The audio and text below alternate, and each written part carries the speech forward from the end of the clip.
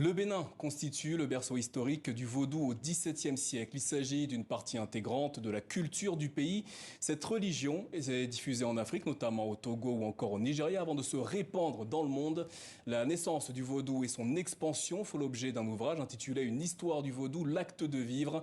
Un livre signé Arnaud Zohou, philosophe et essayiste franco-béninois. Bonsoir et merci d'être avec nous. Avant de développer... Pour nos téléspectateurs, on va montrer un extrait notamment d'un reportage réalisé par notre correspondant dans le Bénin, Emilien David. C'était en janvier dernier, lors de la fête nationale du vaudou à Ouidah, dans le sud du pays. Dans la promiscuité de ce couvent vaudou au Bénin, résonnent des rythmes mystiques.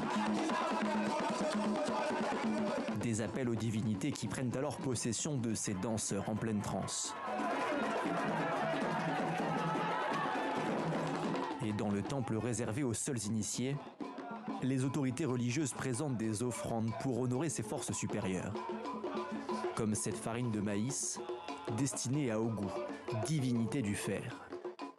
On fait ces offrandes pour demander la paix dans le monde entier, demander la paix aux initiés, demander la paix aux adeptes, demander la paix aux fidèles, pour que aussi la paix règne dans le monde entier. Cette cérémonie n'a lieu qu'une fois par an, la semaine du 10 janvier, date de la fête nationale du vaudou au Bénin.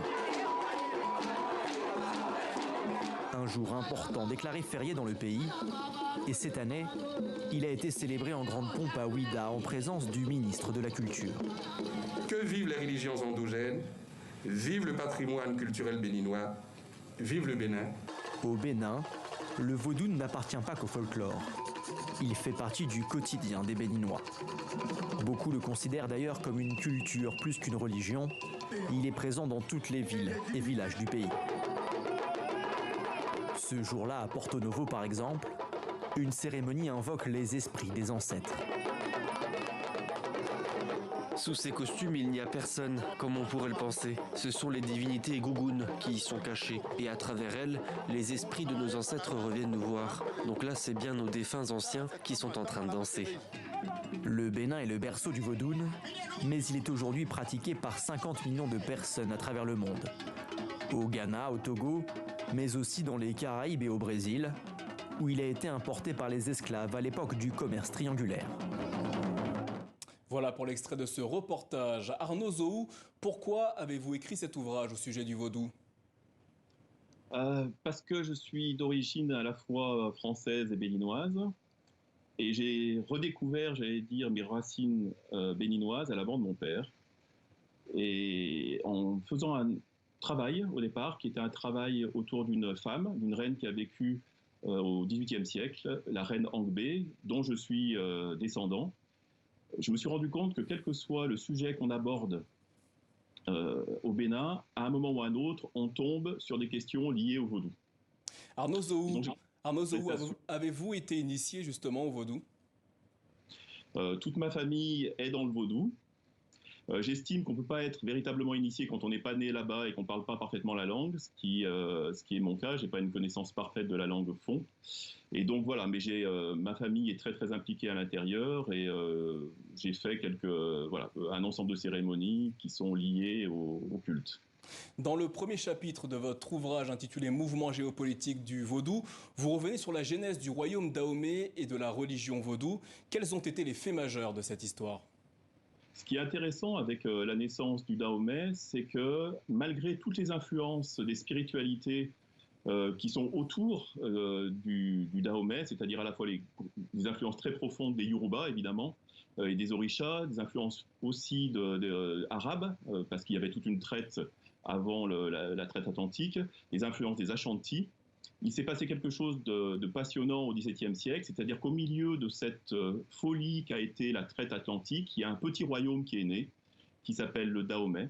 Et ce Dahomey a été obligé de repenser un ensemble d'éléments pour survivre dans cet environnement qui était un environnement de violence et un environnement de déstabilisation totale des systèmes politiques de l'époque. Et la naissance du Dahomey correspond à cette naissance, à ce moment-là de la traite.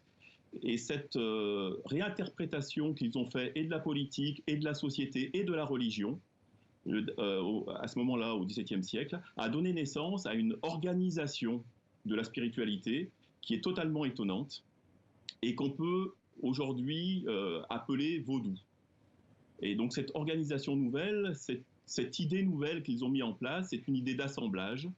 Et si on parle de la religion en particulier, c'est de dire que tous les dieux sont les bienvenus, d'où qu'ils viennent, et on va réintégrer les dieux dans un ensemble, dans un panthéon organisé. On va leur donner un nouveau sens et on va adapter les divinités en fonction des besoins du moment.